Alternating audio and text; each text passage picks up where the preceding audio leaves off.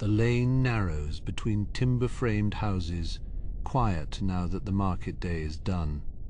Somewhere behind a shuttered window, a candle gutters and steadies.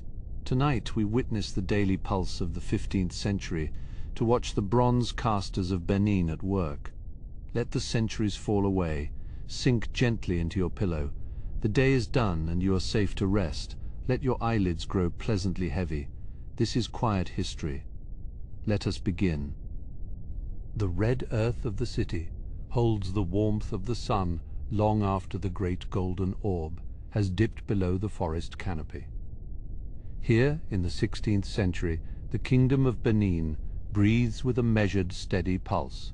The wide avenues are cooling now, as the evening mist stirs into the spaces between the mud-brick walls. Within the quarter of the Igun Erunwon, the guild of the casters, the day's labor, does not end with the light. It merely changes, its shape moving from the bright glare of the courtyard into the soft amber glow of the indoor hearths. The master caster sits upon a low, polished stool, his back straight, his eyes fixed on the task at hand. Before him lies a core of river clay, shaped roughly into the likeness of a man. This is the foundation, the secret heart of a work that will eventually be frozen in bronze. The clay is mixed with the charred husks of grain to ensure it can withstand the incredible heat that is yet to come. His fingers, calloused yet incredibly sensitive, move over the damp surface, smoothing a ridge here and pressing a hollow there. There is no haste in his movements, for the clay must be exactly right before the wax can be applied. Every curve of the jaw, every line of the brow must be established in this humble earth. Beside the master, a small clay lamp filled with palm oil casts a flickering, dancing light across the walls. The atmosphere is thick with the scent of damp soil and the faint, sweet aroma of warming beeswax. In a small bronze pot, the wax is softening, turning from a solid block into a pliable golden medium. This wax, gathered from the nests of forest bees, is the soul of the process. It is the layer that will receive the most intricate details, the patterns of coral beads, the braided hair, and the regal markings of the Oba's court. The master reaches out and pinches a small piece of the softened material, rolling it between his palms. He applies the first thin sheet of wax over the clay core, pressing it firmly so that no bubbles are trapped beneath. This is a delicate and meditative task, requiring a stillness of spirit and a steady hand. The wax must be uniform in its thickness, neither too thin to break nor too thick to waste the precious metal. As he works, the only noise is the soft scrape of a wooden tool and the distant melodic call of a night bird in the trees beyond the walls. The city of Benin is a place of order and great beauty, where the streets are laid out in perfect lines, and the houses are adorned with polished clay that shines like jasper. In the corner of the workshop, an apprentice is grinding more charcoal, his movements a quiet beat that anchors the room. The fine black dust will be used to coat the wax model, creating a barrier that allows the molten bronze to flow smoothly into every tiny crevice. It is a slow and methodical preparation that cannot be bypassed. The master caster picks up a small pointed tool carved from the bone of a forest animal. With a precision born of 30 years of practice, he begins to etch the fine lines of a coral crown into the wax. Each bead is represented by a tiny, perfect circle, a testament to the wealth and power of the empire. This particular piece is destined for the palace of the Oba himself, to stand as a memorial to the ancestors who came before. In this kingdom, history is not written in books, but is cast in metal and carved in ivory to be remembered for 1,000 years. The responsibility of the caster is a weighted and sacred thing. The dimness of the workshop seems to press in around the small circle of lamplight, creating a world that consists only of the master and his creation. He leans closer, his breath a soft whisper against the golden wax. The detail he is working on now is the fine mesh of a royal collar, a pattern so complex it seems to defy the human hand. Outside in the courtyard, the large ceramic jars filled with water reflect the first few stars that have appeared in the darkening sky. The heat of the day has been replaced by a gentle, humid coolness that drifts through the open doorways. The kingdom is resting, but the guild remains awake in its quiet, creative vigil. A second apprentice enters the room, carrying a tray of fresh charcoal for the braziers. He moves silently, respecting the concentration of the master, and places the tray in its accustomed spot. There is a deep, unspoken measure of respect in this space, a shared understanding of the craft's importance. The master pauses for a moment, stretching his fingers and looking at the model from a different angle. He sees not just the wax, but the bronze that it will become, the shimmering red-gold metal that will capture the light of the palace courtyards. It is a vision that guides every stroke of his bone tool. He reaches for a small bowl of water and dips his fingers to cool them before returning to the wax. The material is sensitive to the heat of his skin, and he must be careful not to smudge the work he has already completed. The patience required is immense, a slow unfolding of form and texture. Across the city, the great walls of the Ober's palace stand tall, their surfaces decorated with bronze plaques that tell the stories of ancient battles and royal processions. The work being done here in the guild is a continuation of that storied tradition, a thread of continuity that binds the present to the past. Every generation adds its own voice to the metal. The shadow of the master falls long across the floor, shifting as he moves the oil lamp. He is now working on the eyes of the figure, giving them a look of calm authority and timeless wisdom. The eyes are the most difficult part, for they must seem to see into the future as well as the past. As the late hour deepens, the master caster prepares to set the model aside for its first layer of investment clay. This next step will involve covering the wax in many thin coats of very fine liquid earth, which will eventually form the mould. But for now, the wax model is a complete and beautiful thing in its own right. He stands up, slowly, his joints creaking just a little in the quiet room. He looks at the work one last time by the light of the dying lamp, satisfied with the progress of the evening. The transition from wax to metal is a journey of many days, and this is only the beginning of the transformation. He blows out the lamp, and the room is plunged into a soft grey half-light, illuminated only by the moon shining through the high windows. The tools are cleaned and laid in their rows, and the workshop comes to a rest as the first phase of the casting draws to a gentle close. The memory of the shapes stays with him as he prepares for the next day's work. The first light of dawn is a mere grey suggestion behind the tall mud walls of the compound. In the workshop, the master is already at his task, the small flame of an oil lamp providing just enough illumination to see the wax. He moves with a grace born of 40 years of practice, his fingers tracing the contours of the head, ensuring the overnight cool temperature has kept the form perfectly rigid. Beside him, a wooden bowl holds a mixture of very fine river silt gathered from the banks of the Ikpoba River.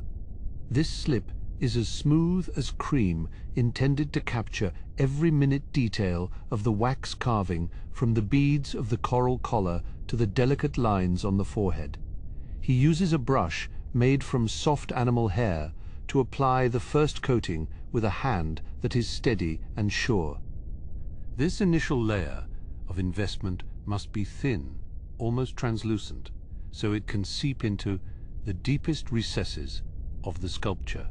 There can be no bubbles, no gaps, and no imperfections in this skin of earth. The master works in silence, his breath a soft, steady pulse in the cool morning atmosphere. He knows that this layer will become the face of the bronze, the part that the future will see. Outside, the city of Benin begins to stir, though the caster's quarter remains a sanctuary of focused calm. The smell of damp earth and wood smoke hangs in the doorway as an apprentice begins to sift more clay through a fine mesh sieve. They use the red earth of the kingdom, a soil that is rich in iron and holds the heat with a stubborn, reliable strength. As the first layer of silt begins to dry, it turns from a dark, wet brown to a pale, dusty ochre. The master waits patiently for the moisture to evaporate naturally without the aid of a fire. To rush this process would be to risk a crack and a crack. In the mould is a failure that cannot be easily mended. He watches the color change with the eye of a man who understands the temperament of the ground. In a corner of the yard, the apprentice is preparing the second batch of clay, which is mixed with charred palm nut husks. This addition makes the mould more porous, allowing the gases to escape when the molten metal is eventually poured in. The mixture is kneaded by hand until it is the consistency of thick dough, pliable yet strong enough to hold its shape. While the clay is being readied, the master turns his attention to the metal that will soon inhabit this space. He opens a heavy wooden chest, revealing rows of copper manillas and small bars of tin. These materials have traveled great distances across the seas and through the forests to reach this sacred workshop. They are the bones of the kingdom's artistic legacy. He weighs a handful of the copper in his palm, feeling its cold, substantial presence. The ratio of copper to tin must be precise to ensure the bronze flows like water, yet hardens like stone. It is a balance passed down through the guild from father to son, a secret measure that defines the quality of their work. He sets the metal aside on a clean woven mat. By mid-morning, the first layer of the mould is firm, and the master begins to apply the second, thicker coating. This layer is applied with his fingers pressed firmly against the silt to create a solid bond. He builds the thickness gradually, ensuring the mould is balanced and will not tip over when it is standing in the furnace. The atmosphere in the compound is one of quiet industriousness as other casters in nearby houses perform similar tasks. The Igun Erunborn is a place of shared knowledge and mutual respect, where the cadence of the work is dictated by the materials themselves. There is no hurried movement, only the steady unfolding of a process that has remained unchanged for centuries. To provide additional strength, the master embeds small iron pins through the clay and into the wax core. These pins will hold the inner and outer parts of the mould in place. Once the wax has been melted away, it is a delicate operation requiring a light touch to avoid damaging the sculpture hidden beneath the earth. He then begins to wrap the mould in thin strands of iron wire, creating a cage that will prevent the clay from bursting under the pressure of the heat. The wire is wound in a spiral from the base to the top, providing a structural integrity that is essential for the success of the casting. The metal and the earth work together in a silent partnership. As the sun reaches its zenith, the master takes a moment to rest, sitting on a low wooden stool in the shade. He drinks from a gourd of cool water and looks out at the red mud brick walls of the city. The history of his people is written in the bronze, and he feels the weight of that responsibility with every piece he creates. He reflects on the stories told by his grandfather of the great Ober-Eware and the expansion of the empire. The bronze plaques that adorn the palace pillars are more than just decorations. They are the memory of the nation. To be a caster is to be a keeper of that memory, a bridge between the past and the future. After his rest, he returns to the mould, which is now becoming a large, rounded form, unrecognizable as the head it contains.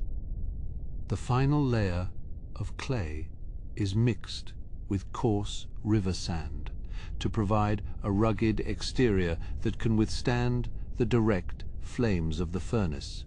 He smooths the outer plane with a flat wooden tool, giving it a clean, finished appearance. This large earthen vessel must now dry slowly for several days in a cool, dark corner of the workshop. The master carries it with great care, his muscles tensing under the weight, and places it on a bed of soft, dry grass. He covers it with a cloth to protect it from any sudden changes in the atmosphere.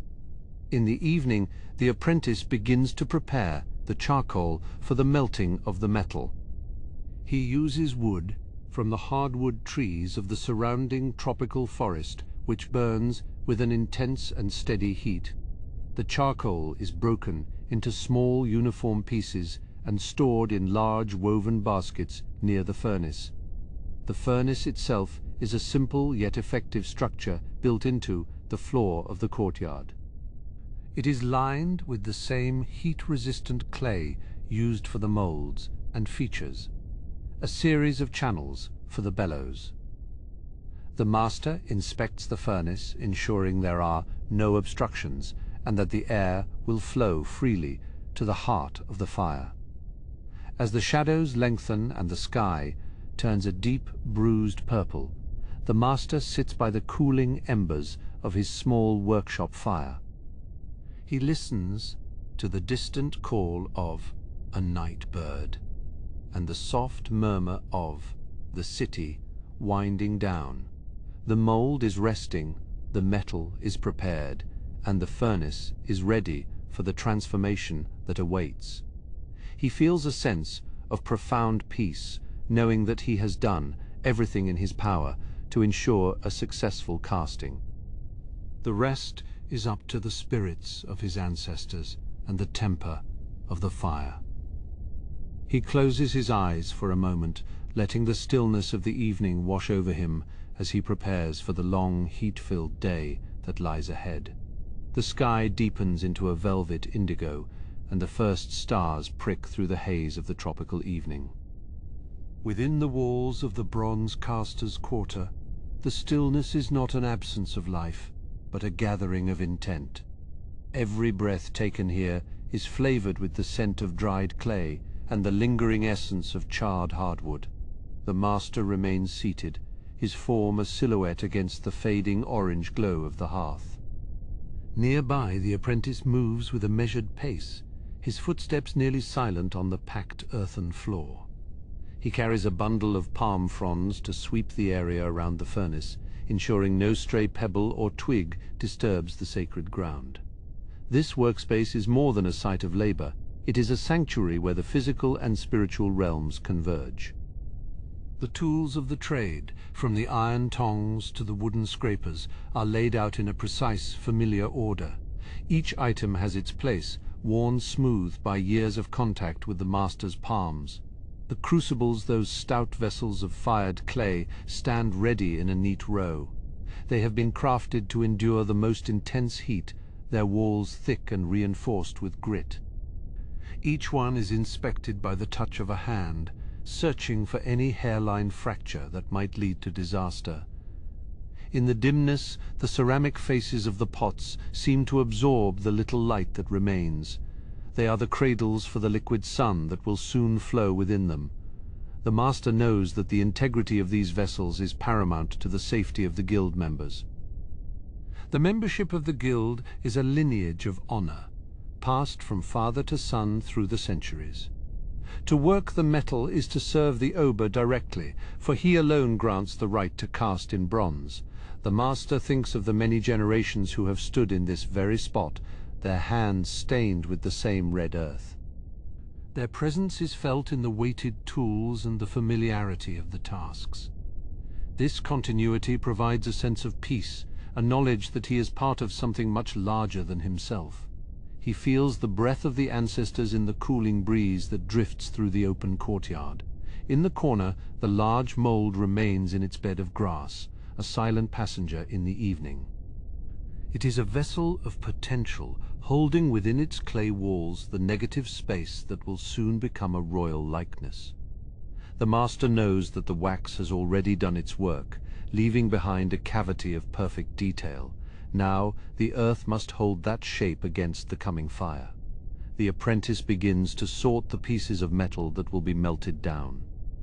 There are copper rings known as manillas, brought by traders from across the Great Water. There are also fragments of older works, retired from service and destined to be reborn in a new form. Each piece is placed into a crucible with a gentle clink, a small note in the quiet of the workshop. The copper is hard and cold, yet it possesses a hidden fluidity that only the fire can unlock. The master watches as the apprentice counts the pieces, ensuring the mixture is correct for the desired strength and color. A bit of zinc or tin is added to the copper, a secret measure known only to the guild members. This blend will ensure the metal flows like water and captures every fine line of the wax carved. Outside the workshop, the city of Benin is a sprawling network of earthworks and wide avenues. The great walls, built by the hands of thousands, stretch for miles into the surrounding forest.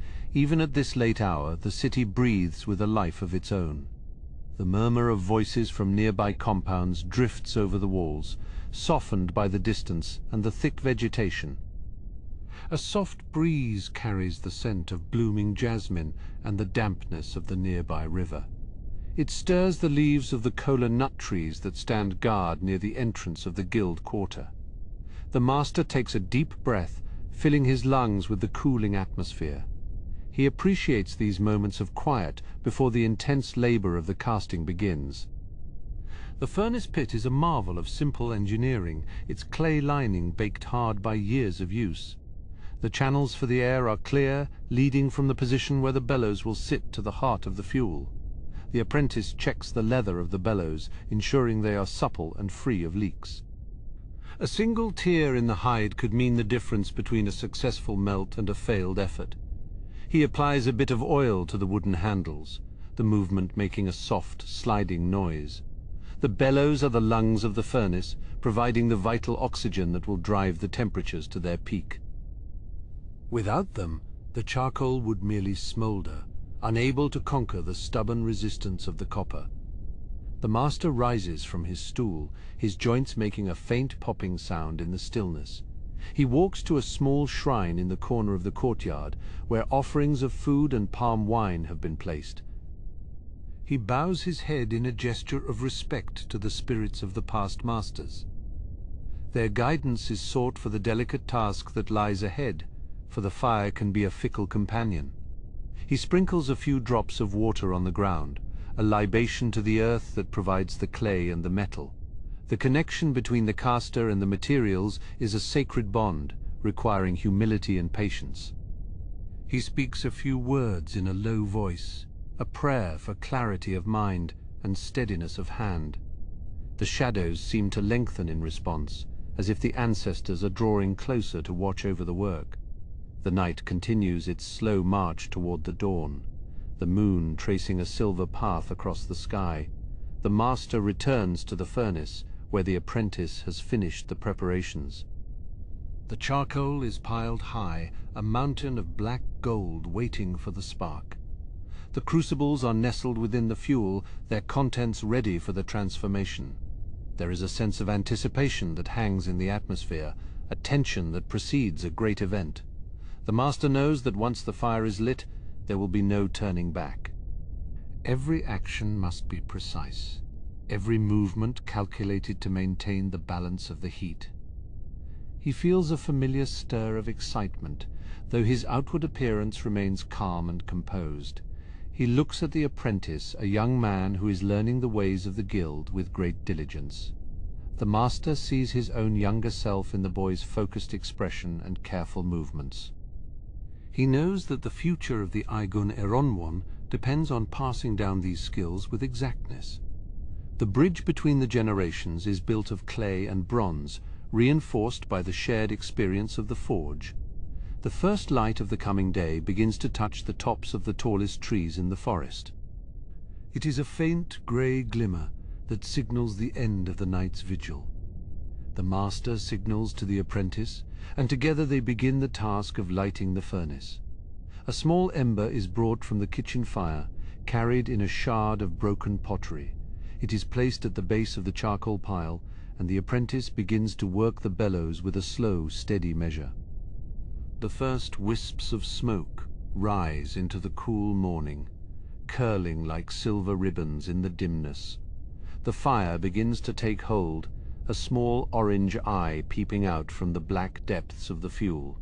The master watches the smoke, reading its color and density as a sailor reads the sea. It tells him how the fire is growing and whether the charcoal is burning evenly. He adjusts the placement of a few pieces of fuel with a long iron rod, his movements sure and practiced. The heat begins to radiate from the pit, a gentle warmth that will soon become a fierce intensity. As the light of day grows stronger, the workshop is transformed from a place of shadows into a scene of focused activity. The red walls glow with the rising sun, and the city outside begins to wake with the calls of traders.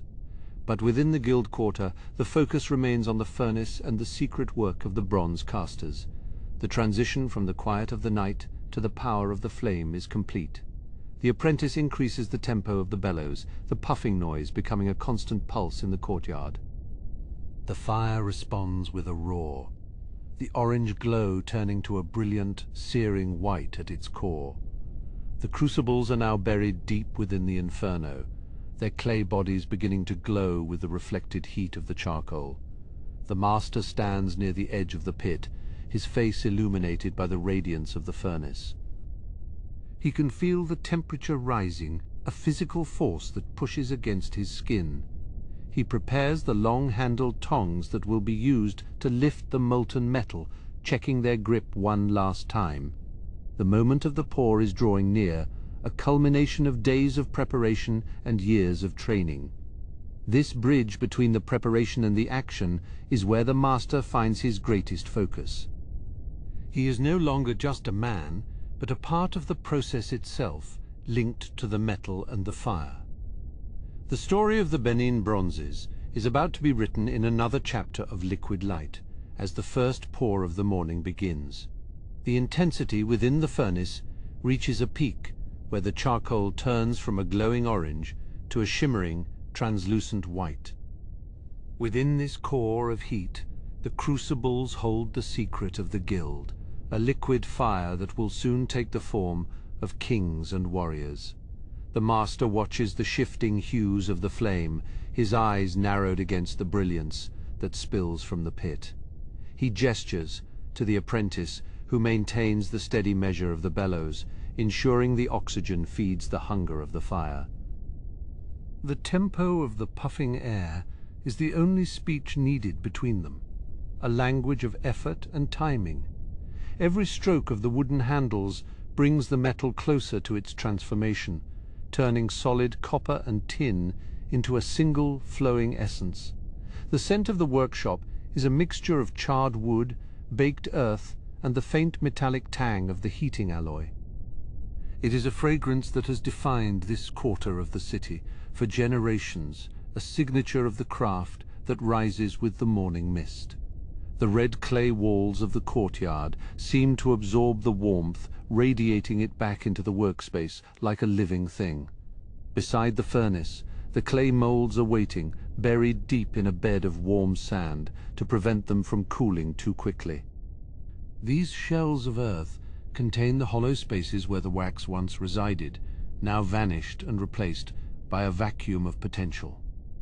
The master checks the alignment of the pouring funnels, ensuring no debris has fallen into the paths where the bronze must travel. The heat is no longer a mere sensation, but a physical presence that fills the courtyard, pressing against the skin with a gentle, insistent weight. It carries the history of every casting that has come before, a lineage of fire that stretches back through the memories of the guild. The master feels this connection in the grip of his tools, a steadying force that guides his hand. He takes up the long iron tongs, their handles worn smooth by decades of use, and tests the weight of the first crucible. It is a delicate balance, requiring both strength and a lightness of touch, to lift the glowing vessel from its bed of coals. The liquid within ripples like a sunlit pond, a molten mirror, reflecting the intensity of the morning sky. With a slow and deliberate motion, he moves the crucible toward the first mold, his feet finding the familiar path across the earthen floor. The apprentice pauses the bellows for a moment, the sudden quiet filling the space with a sense of profound anticipation. In this stillness, the only motion is the steady glide of the master as he positions the metal above the funnel. The first trickle of bronze leaves the crucible, a thin thread of liquid gold that disappears into the opening of the mold. It makes a soft hissing noise as it meets the interior walls, a conversation between the elements that only the casters truly understand. The master maintains a constant flow, neither too fast to cause turbulence nor too slow to allow premature cooling. As the mold fills, a faint glow starts to emanate from the pouring vent, signaling that the metal has reached the highest point of the casting. The master tilts the crucible further, emptying the last drops of the alloy into the waiting earth. He then returns the empty vessel to the side of the furnace, his breathing even and controlled despite the exertion.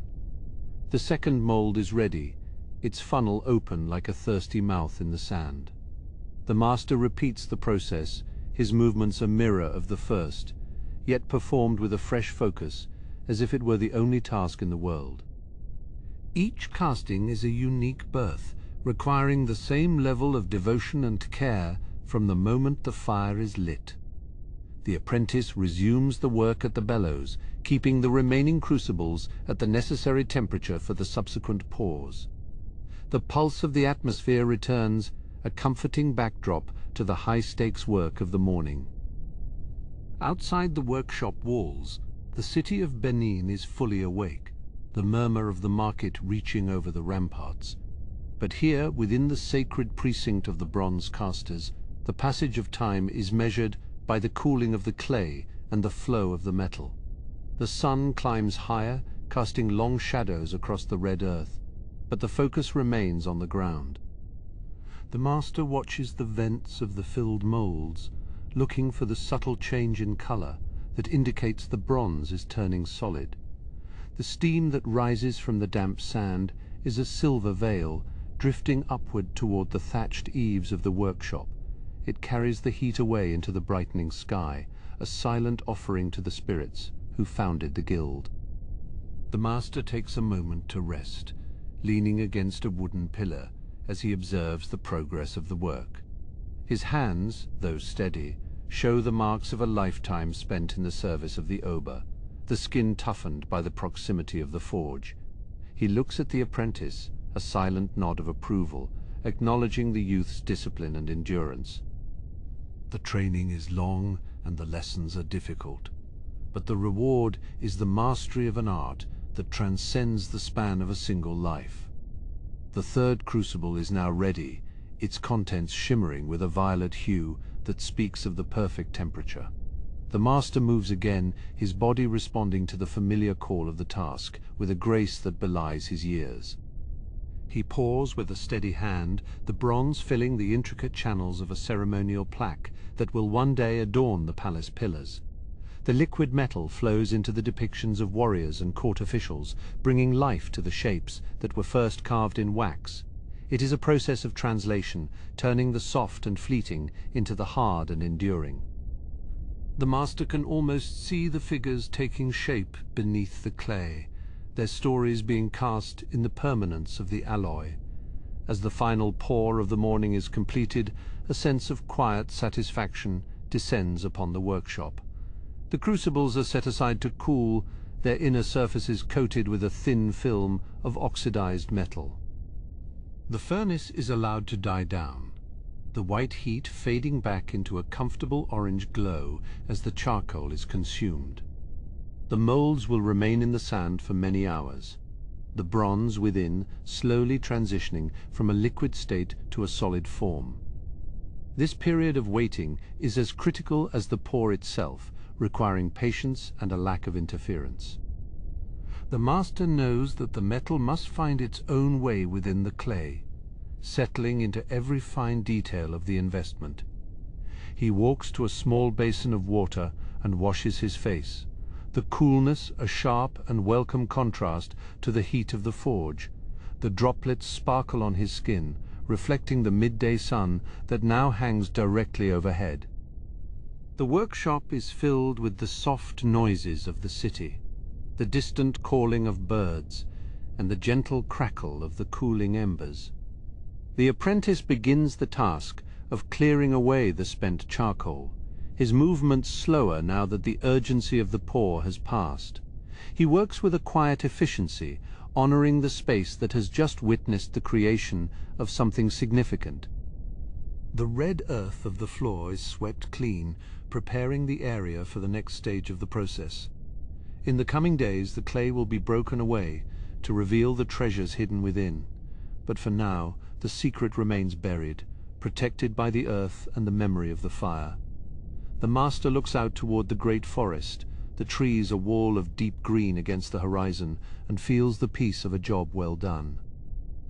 The transition from the heat of the action to the stillness of the afternoon is a time for reflection and recovery. The midday sun, now hanging high above the red clay walls of Benin City, casts short, sharp shadows across the courtyard. The intense heat of the morning pour has given way to a different kind of warmth, one that is humid and thick with the scent of the surrounding forest. Inside the workshop, the crucibles have been placed in a corner to cool, their glow now a memory, replaced by the dull, matte grey of cooling metal. The moulds, still buried deep within their beds of fine sand, hold their secrets tightly. There is a profound sense of stillness here, a pause in the labor that allows the spirit of the work to take hold. The master caster sits on a low wooden stool, his back against the cool, smooth surface of a mud brick pillar. He watches the apprentice, who is now moving with a measured pace through the dust-moated atmosphere. The young man is gathering the tools that will be needed for the next stage, the delicate work of chasing and polishing. Small iron chisels, some with tips no wider than a blade of grass, are laid out on a clean woven mat. Each one has been forged with precision, intended to follow the curves of a warrior's cheek or the intricate patterns of a royal robe. The Kingdom of Benin is a place of order and tradition, where every action is governed by a long-standing protocol.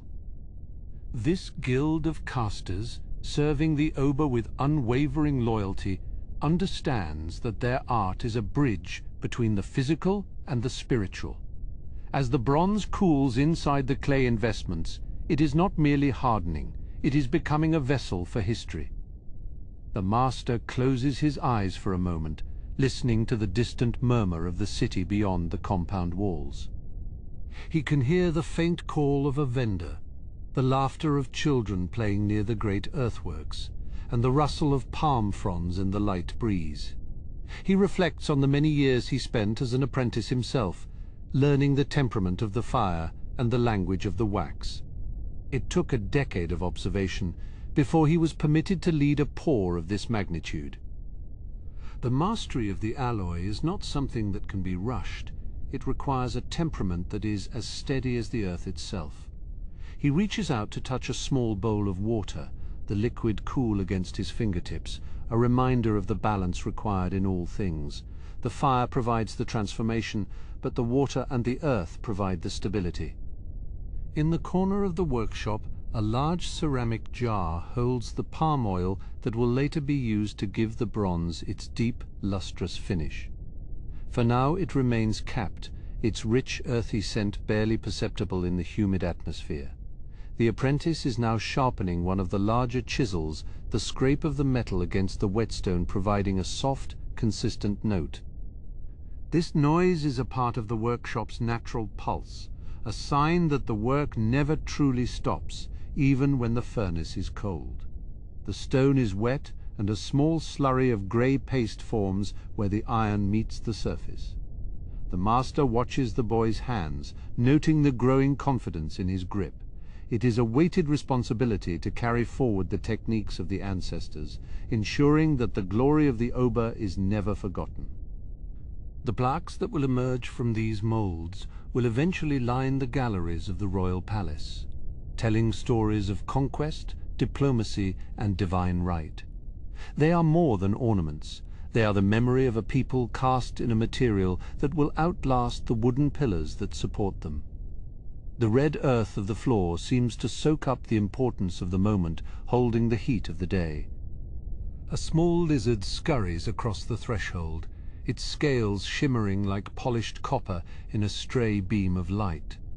It pauses, its head tilting as it observes the two men, before disappearing into a crevice in the wall. The workshop is a sanctuary, a place where the chaos of the outside kingdom is filtered through the lens of craft.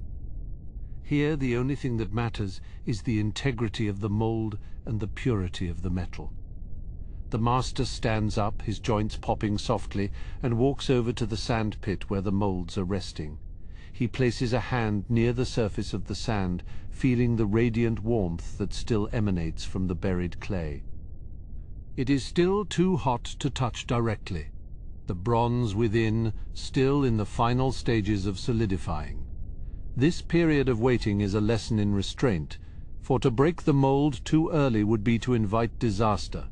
The metal must be allowed to find its final form in its own time, without the interference of human impatience. He nods to himself, satisfied that the cooling is proceeding as it should, the measure of the process remaining true. The atmosphere in the courtyard is shifting now as the sun moves toward the west and the shadows begin to lengthen.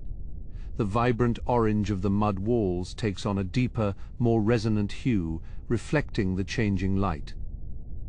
In the distance, the great forest that surrounds the city seems to draw closer, its canopy a dark, protective barrier. The sounds of the palace, the blowing of ivory horns and the beating of ceremonial drums drift over the rooftops. These are the markers of time in Benin, the signals that the day is moving toward its natural conclusion. The apprentice has finished sharpening the tools and now begins to prepare the cleaning basins.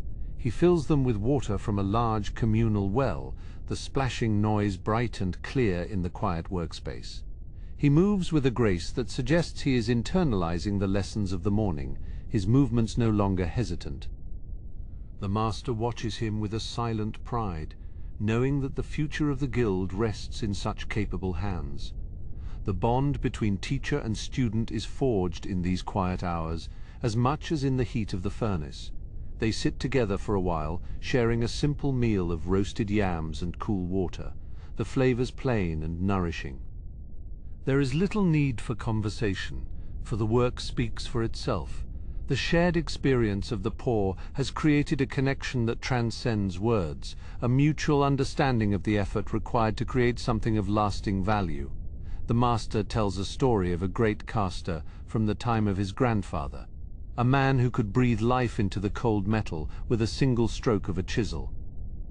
These stories are the threads that bind the generations together, creating a tapestry of skill and devotion.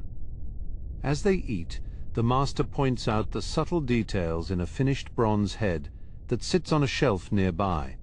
He explains how the curve of the neck must suggest strength, and how the eyes must look out with a gaze that is both human and eternal. The apprentice listens intently, his eyes fixed on the sculpture, absorbing the wisdom that is being passed down. He realizes that he is not just learning a trade, he is being initiated into a sacred mystery. The bronze is a mirror, reflecting the values and the soul of the kingdom. The light in the workshop is growing softer now, the golden hour casting a warm glow over everything it touches. The dust motes that were dancing earlier have settled, and the atmosphere feels more grounded, more solid. The master reaches for a piece of charcoal and begins to sketch a new design on a flat wooden board. It is a study for a ceremonial hip mask, an image of a leopard that will symbolize the power and the speed of the oba. His hand is steady, the lines flowing with a confidence that comes from decades of practice. The leopard is a frequent motif in their work, a reminder of the wild strength that must be tempered by royal authority as he draws. The master explains the symbolism of each feature, the spots of the leopard representing the stars in the night sky. The apprentice watches the image emerge, marveling at how a few simple strokes can capture the essence of a living creature. This is the first step in the long journey toward a new casting, the moment when an idea begins to take a physical shape. The transition from thought to form is the most delicate part of the process. The red clay of the workshop floor is now cool to the touch, the heat of the day having retreated into the earth. The apprentice begins to tidy the mat where the tools are laid out, ensuring that each chisel is in its proper place.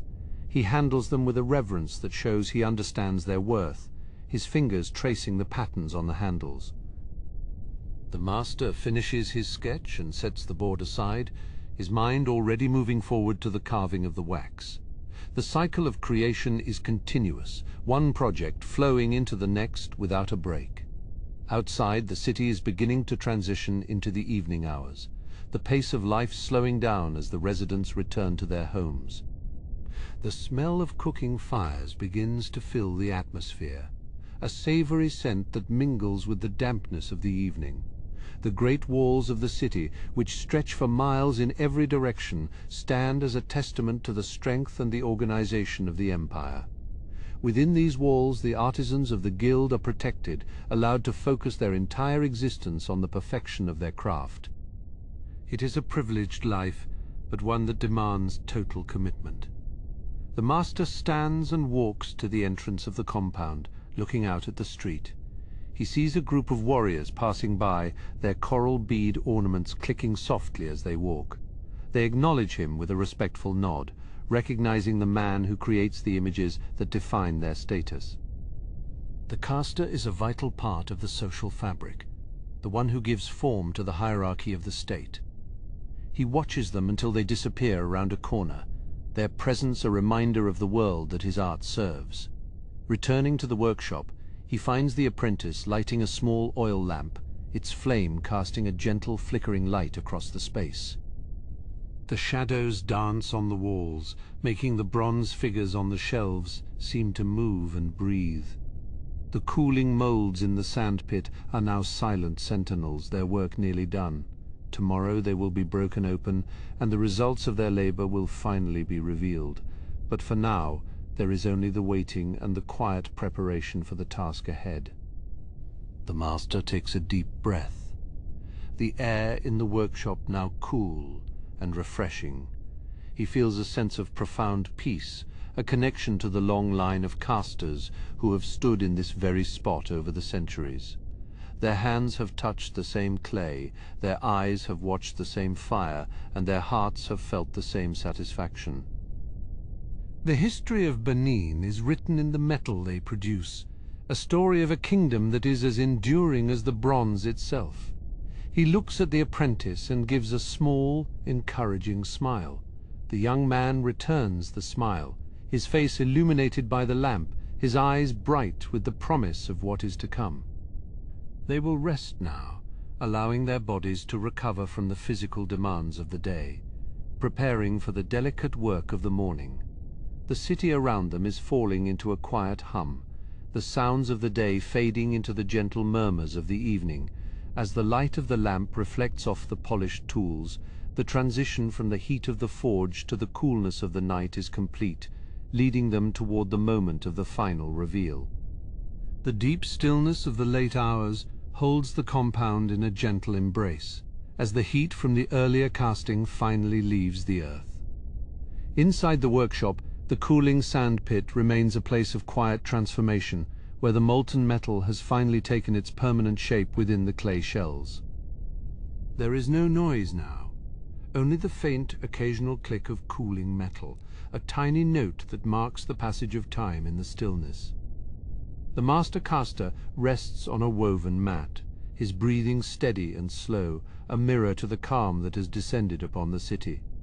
Beside him, the apprentice is lost in a deep slumber, his young face relaxed after the intense labor of the day. In his mind, he might be seeing the flow of the glowing bronze, or perhaps the finished face of an oba emerging from the broken mould. The dreams of a craftsman are often filled with the materials of his trade, the clay, the wax, and the fire. Outside the workshop walls, the city of Benin is a sprawling landscape of shadows and moonlight, the great earthen ramparts rising like sleeping giants against the stars. The tropical atmosphere is cool and damp, carrying the scent of wet soil and the distant, sweet fragrance of evening blooming flowers. A soft breeze stirs the leaves of the palm trees, a gentle rustle that is the only movement in the quiet streets. The guards on the palace gates stand motionless, their spears catching the silver light of the moon. In the guild quarters, the houses are close together, a community of artisans bound by blood and tradition. Each household is a sanctuary of skill, where the secrets of the lost wax process are passed from father to son through the generations. The history of this place is etched into the very soil, a legacy of creativity that has flourished under the patronage of the kings. It is a lineage that stretches back through the centuries, a chain of makers who have given form to the spirit of the empire. The master stirs briefly, his hand brushing against the rough texture of the mat, before he eases back into a light sleep. He is attuned to the environment, his senses even in rest aware of the changing temperature and the subtle shift in the atmosphere. He knows that the molds are reaching the perfect state for the breaking, the point where the metal is solid but still retains a trace of the forge's warmth. This waiting is a necessary part of the craft, a time for the elements to find their balance. Near the cooling pit, a small cricket chirps, a solitary tune, its small voice amplified by the silence of the room. The oil lamp has long since flickered out, leaving the workshop in a soft, natural dimness that is illuminated only by the faint glow of the moon through the high windows. The shadows of the tools on the wall are long and distorted, like the fingers of the ancestors reaching out to touch the work of the living. There is a sense of presence here, a feeling that the guild is never truly alone in its labors. As the hours move toward the dawn, the atmosphere becomes even more still. The deep quiet of the realm before the sun rises, the moisture in the atmosphere condenses on the leaves and the stones, a fine mist that blankets the city in a veil of gray. The smell of the forge has been replaced by the clean, sharp scent of the morning, a promise of renewal and the start of a new day. In the distance, a lone bird calls out, a sharp, clear noise that cuts through the silence. The master opens his eyes, the first light of the morning just starting to touch the tops of the trees outside. He does not move immediately, but instead lies there listening to the transition of the city from rest to activity. He can hear the faint stirring of his neighbors, the soft voices of women preparing the morning meal, and the distant bark of a dog. The day is arriving, and with it the moment he has been waiting for since the wax was first carved. He sits up slowly, his joints feeling the weight of his years, but his mind is sharp and focused.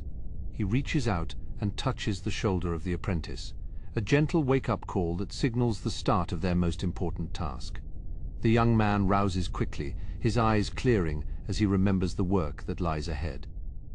They do not need to speak, for the routine is well known to them both, a measured cycle of preparation and execution.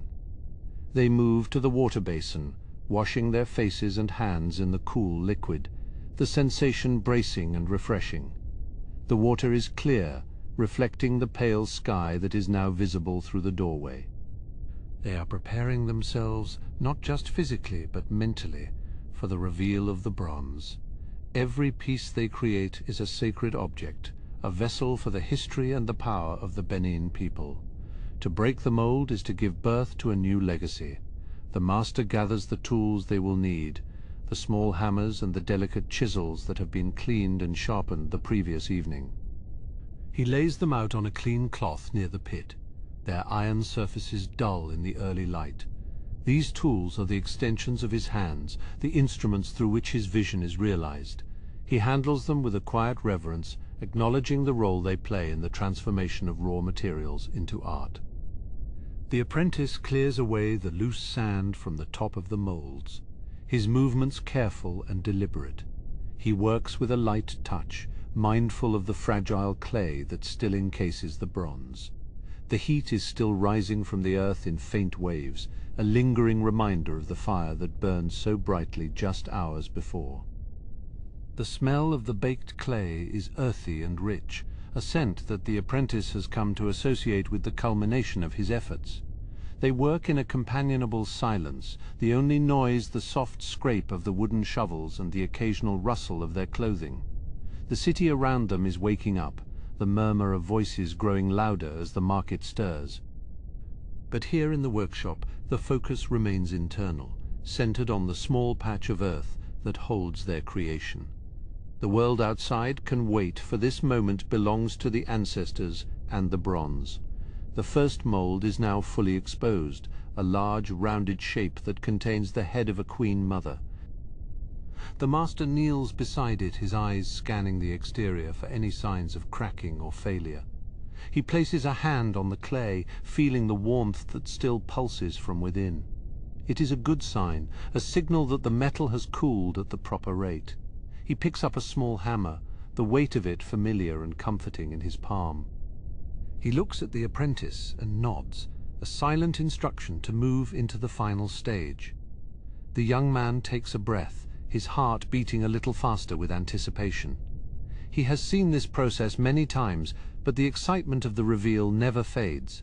Every piece is unique, a one-of-a-kind expression of the caster's skill and the spirit of the subject. The bronze is about to speak, to tell the story of its creation. The master taps the clay shell with the hammer, a light measured strike that sends a clear ring through the workshop.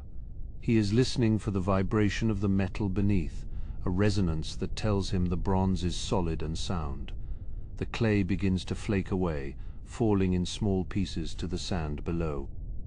With each strike, more of the bronze is revealed, a glimpse of a textured plane or the curve of a cheek. He works with a steady hand, his focus absolute as he navigates the delicate features of the sculpture. The chisel is used for the finer details, the areas where the clay has wedged itself into the intricate patterns of the hair and the jewelry. The bronze is dark and dull, covered in a thin layer of oxidation and soot, but its form is unmistakable. It is a masterpiece, a testament to the skill and the devotion of the caster. The apprentice assists by brushing away the debris, his eyes wide as he sees the image of the Queen Mother emerge from the earth. The detail is incredible, from the fine mesh of the coral bead crown to the subtle expression of dignity on her face. It is as if she is waking from a long sleep, her presence filling the workshop with a sense of grace and power. The young man feels a surge of pride, knowing that he played a part in bringing this image to life. They move on to the next mold, their pace calm, as they repeat the process for the smaller figures and the decorative plaques. Each piece is treated with the same level of care and respect, regardless of its size or significance. The workshop is now filled with the clatter of the hammers and the chisels, a melodic pulse that marks the birth of new history. The bronze figures stand on the sand, a silent assembly of the empire's greatness. The sun is now fully above the horizon, its light streaming into the workshop and illuminating the newly revealed bronzes. The metal catches the golden rays, the dark surfaces showing hints of the warm reddish glow that lies beneath. The master stands back and looks at their work, a sense of profound satisfaction washing over him. The long hours, the heat of the forge, and the tension of the pour have all led to this moment of perfection. The apprentice joins him, his face covered in dust and sweat, but his eyes are shining with joy. They have succeeded once again, maintaining the high standards of the Igun Eronborn Guild. The pieces will now be cleaned, polished and finished, a process that will take several more days of meticulous labor. But the hardest part is over. The transformation from wax to bronze is complete. They have captured a moment in time, preserving it for the generations to come. As they begin to gather the finished pieces to move them to the cleaning area, the master feels a deep connection to the cycle of creation. He knows that his work will eventually find its place in the palace of the Oba, a permanent record of the kingdom's glory. The bronze is more than just metal. It is the memory of the people, a bridge between the past and the future, as the light of day reveals the true depth of their craft. The morning sun, now climbing high over the red clay walls of Benin city, casts a clear, steady light into the courtyard of the Igun Eronborn Guild. The intense heat of the furnace has faded, replaced by the persistent dry warmth of the West African day. On the packed earth floor, the newly cast bronzes rest, their forms solid and undeniable, though still masked by a layer of dull oxidation and the remnants of the clay investment. The master caster, his movements slow and deliberate, reaches for a small iron file, its surface worn from years of similar labor. He kneels beside the great bronze head, the metal still holding a faint residual warmth from its birth in the fire. With a measured stroke, he draws the file across a rough seam where the two halves of the mould met. The scrape of metal on metal is a thin, silver note in the quiet of the morning, a signal that the work of refinement has truly started. He does not hurry, for the bronze is unforgiving of a hasty hand, and the dignity of the subject demands a patient touch. Beside him, the apprentice sits on a low wooden stool, his own tools laid out on a woven mat. He watches the master's hand, noting the angle of the file and the delicate pressure applied to the surface. The young man reaches for a handful of coarse, dried leaves, harvested from the sandpaper tree that grows near the forest edge. These leaves, with their natural abrasive texture, are the first stage in bringing the hidden luster of the metal to the light. He begins to rub a flat section of a decorative plaque, the friction creating a soft, whispering hiss. As the apprentice works, the dark, soot-stained exterior of the bronze slowly gives way, revealing the rich, warm glow of the alloy beneath. It is a transition from the shadow of the earth to the brilliance of the sun. The dust created by this labor is a fine, reddish-brown powder that coats their fingers and the floor around them. Every few minutes, the apprentice stops to blow the dust away, his breath a gentle puff that clears the face of the bronze and reveals the progress of his steady toil. In another corner of the courtyard, an older artisan is focused on the intricate details of a ceremonial collar. He uses a small, sharpened iron graver to clear the tiny crevices between the cast coral beads. Each bead must be distinct, each strand of the mesh visible, as if it were truly woven from the treasures of the sea. The atmosphere in the workshop is one of shared concentration, a collective focus that binds the guild members together in their storied craft. The master moves from the file to a smaller, more precise chisel. He is now working on the eyes of the bronze head, the most vital part of the sculpture. With a light tap of a wooden mallet, he defines the curve of the eyelid and the depth of the pupil. The bronze responds to the iron, the metal yielding just enough to capture the expression of eternal watchfulness. There is no room for error here, as the gaze of the finished piece must carry the weight of the ancestors. Outside the workshop walls, the city is awake, the distant murmur of the market and the calls of the street vendors drifting over the mud-brick fortifications. But within this space, the kingdom feels smaller, more intimate, centered entirely on the transformation of the metal. The scent of wood smoke still lingers in the thatch of the roof, a reminder of the long night spent at the forge. It mingles now with the smell of the damp earth and the faint metallic tang of the bronze shavings. As the sun reaches its zenith, the shadows in the courtyard shorten, pulling back toward the base of the walls. The master pauses to wipe his brow with the back of a steady hand. He looks at the array of pieces spread before them, the heads of queens, the figures of warriors, and the plaques that will soon tell the history of the Oba on the palace pillars. Each one is a vessel for memory, a physical manifestation of the laws and the lineage of the empire. He gestures to a large ceramic jar filled with water, and the apprentice rises to pour a cool stream over the master's hands. The water splashes against the red earth, turning it into a dark, rich mud. They take a moment to rest, sitting in the shade of the overhanging eaves. The apprentice offers a gourd of palm wine, the liquid cool and slightly tart. They drink in silence, their eyes never straying far from the bronzes that represent their life's purpose. After the brief respite, the work turns to the final polishing. They move from the coarse leaves to finer river sand, held in small leather pouches. The sand is rubbed into the metal with circular motions, a cadence that has been practiced by the guild for generations. The surface of the bronze starts to lose its raw, filed appearance, taking on a smooth satin finish that catches the light in a more diffused, elegant way.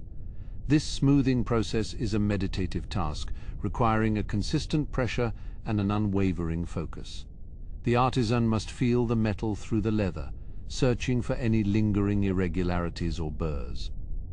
It is a tactile conversation between the maker and the material. The bronze is no longer a cold, inert object. It has become something alive, something that vibrates with the energy of the labor invested in it. The master now prepares the tools for the final incising. These are the finest instruments in the workshop, their tips kept sharp on a specialized honing stone. He begins to carve the traditional marks upon the forehead of the bronze head, the symbols of identity and status that define the subject. The iron cuts into the bronze with a crisp, clean sound, leaving behind lines that are as sharp as they are permanent. He then turns his attention to the patterns on the ceremonial robes, the geometric designs that signify the high rank of the court officials. Each line is a testament to the order and the sophistication of the kingdom. The master's hand is as steady as the earth itself, guided by the knowledge passed down from his father and his father before him. He is not merely a craftsman, he is a keeper of the culture, a scribe who writes in metal instead of ink. In the late afternoon, the light in the courtyard turns a deep golden amber. This is the hour when the true color of the bronze is most apparent. The reddish gold hue of the metal seems to glow from within, reflecting the warmth of the setting sun. The apprentice begins to gather the tools, cleaning each one carefully before placing it back in its designated spot. The organization of the workshop is a reflection of the order they strive for in their art. They now prepare for the darkening of the metal, a process that will give the bronzes their final, solemn character. A small fire is kindled in a shallow pit, fed by specific types of wood that produce a dense, aromatic smoke. The master carefully holds a finished plaque over the rising heat, allowing the soot and the warmth to react with the surface of the metal. This is a delicate operation, as too much heat could damage the fine detail, while too little would fail to achieve the desired depth of color. As the smoke curls around the bronze, the bright, polished surface moves into a deep, rich brown, almost like the color of the forest floor after a rain. This patina is not just for beauty. It protects the metal from the elements, ensuring that the work will endure for centuries. The smell of the burning wood is thick and sweet, filling the atmosphere with a sense of ritual and completion. One by one, the pieces are treated, their colors shifting from the brilliance of the sun to the dignity of the earth. The courtyard is filled with the soft glow of the embers and the dark silhouettes of the finished works. The master looks at each piece with a critical eye, ensuring the tone is consistent across the entire set. He is satisfied, the metal has accepted the fire once again, and the transformation is nearly finished. As the evening shadows begin to stretch across the city, the guild members move the bronzes into the inner chamber of the workshop. This room is cool and dry, its thick walls providing a stable environment for the metal to rest. They place the pieces on clean mats, arranged in the order they will be presented to the palace official. The air in the chamber is still, a quiet sanctuary away from the bustle of the world. The apprentice lightens a small oil lamp, its flame casting a flickering light over the bronze faces. In this half-light, the sculptures seem even more lifelike, their expressions shifting as the shadows move across them. It is as if the ancestors themselves are present in the room, watching over the guild and the city they helped to build. The young man feels a profound sense of awe, a realization that he is part of something much larger than himself. The master stands at the doorway, looking out at the stars that are beginning to appear in the darkening sky. The long day of labor is over, but the significance of what they have created will remain long after they are gone. He feels the weight of the history they have captured in the bronze, a weighted responsibility that he carries with pride. The city is quiet now, the only sound the distant beat of a drum from a far-off quarter. Tomorrow the works will be given their final inspection, a last look to ensure that every line and every curve is perfect before they are carried through the great gates of the palace. The journey of the metal, from the raw earth to the refined image of power, is almost at its end, and the master moves into the quiet of his own home, leaving the bronzes to hold their silent vigil through the deep hours of the coming night. The first light of the morning stirs into the city of Benin, a soft grey haze that clings to the red laterite soil of the wide, straight avenues. The cool moisture of the tropical dawn rests upon the thatch of the houses, and the morning mist rises slowly from the deep moats that encircle the kingdom. In the guild quarter, the silence of the late hour is broken only by the first calls of the forest birds, their songs echoing through the still atmosphere. The bronze casters wake with the light, their bodies moving with a slow, practiced measure as they prepare for the culmination of their long labor. Inside the workshop, the metal sculptures wait in the dimness, their polished surfaces catching the pale glow of the rising sun. The apprentice moves quietly through the room, his bare feet making no noise on the smooth clay floor. He approaches the finished pieces with a sense of reverence, seeing how the light plays across the intricate patterns of the coral beads and the regal features of the ancestors. Each plaque and head is a vessel of history, a physical memory cast in an enduring alloy that will outlast the hands that formed it. With a soft cloth made of woven fiber, the master craftsman applies a final thin layer of palm oil to the bronze. This oil brings a gentle luster to the metal, deepening the rich brown patina and making the details of the casting stand out with clarity.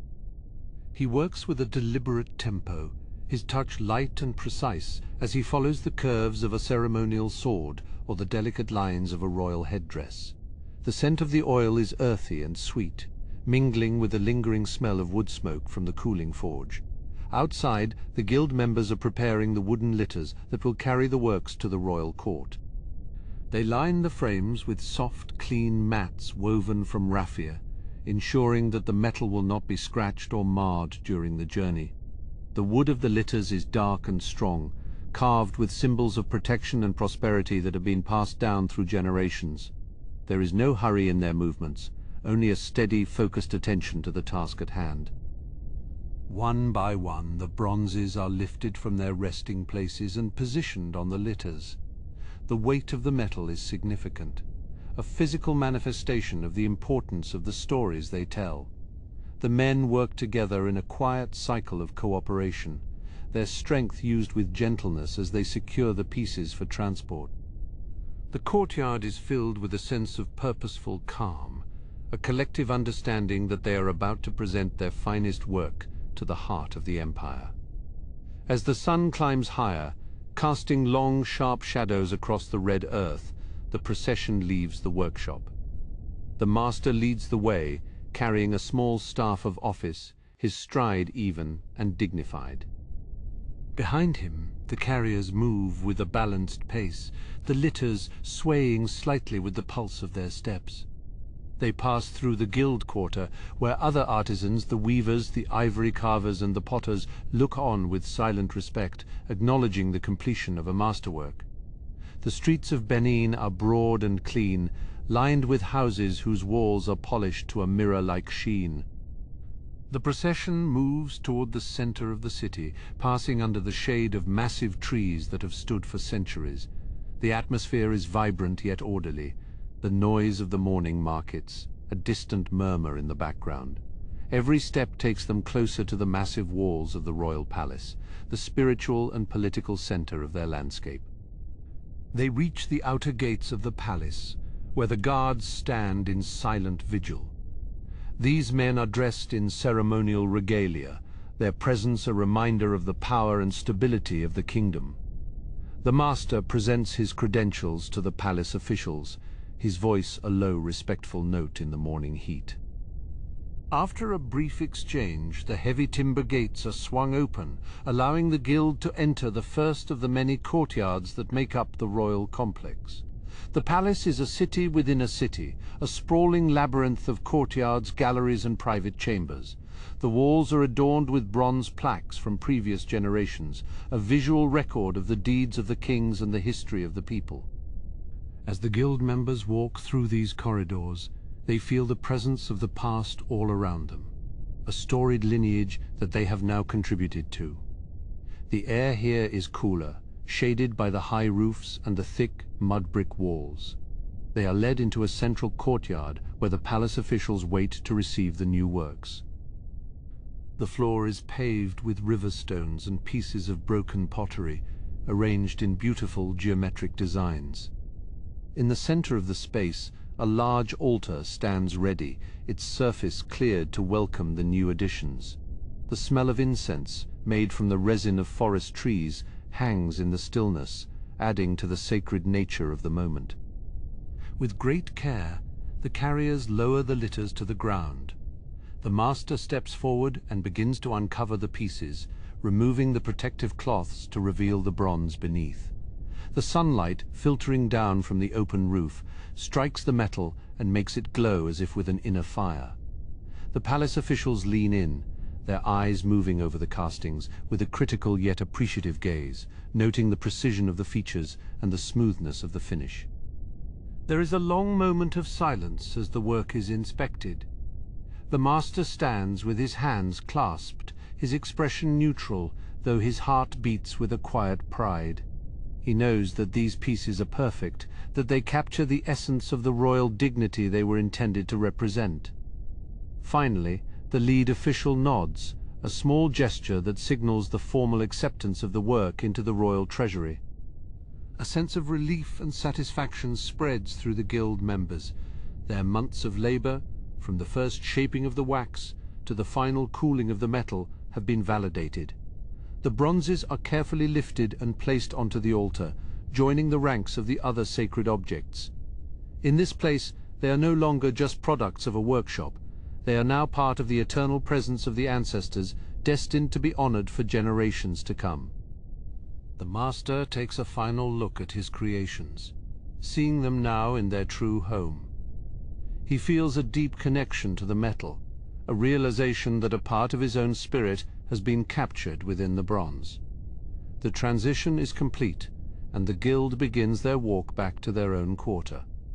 Their steps are lighter now, the burden of the weighted responsibility having been lifted from their shoulders.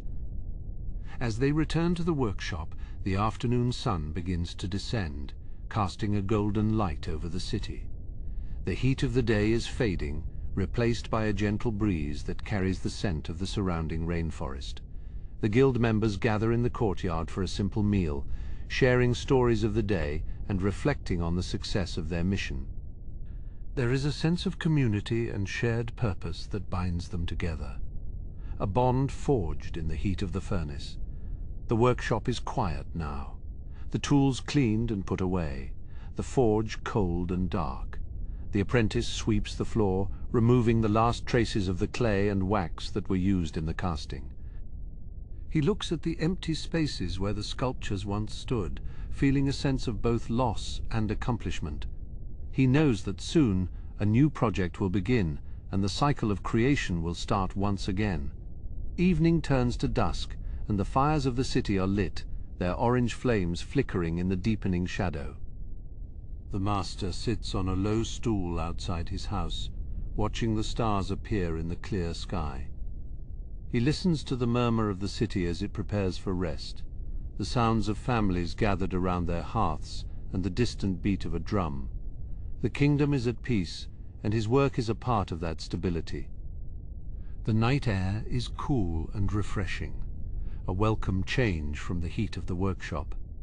The master feels a sense of profound quiet, a stillness that reaches deep into his soul.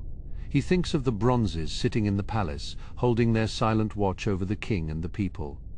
They are the anchors of the culture, the enduring witnesses to the greatness of the Benin Empire. Slowly the master rises and moves into the half-light of his home. He lays down on his mat, his body weary, but his mind at ease.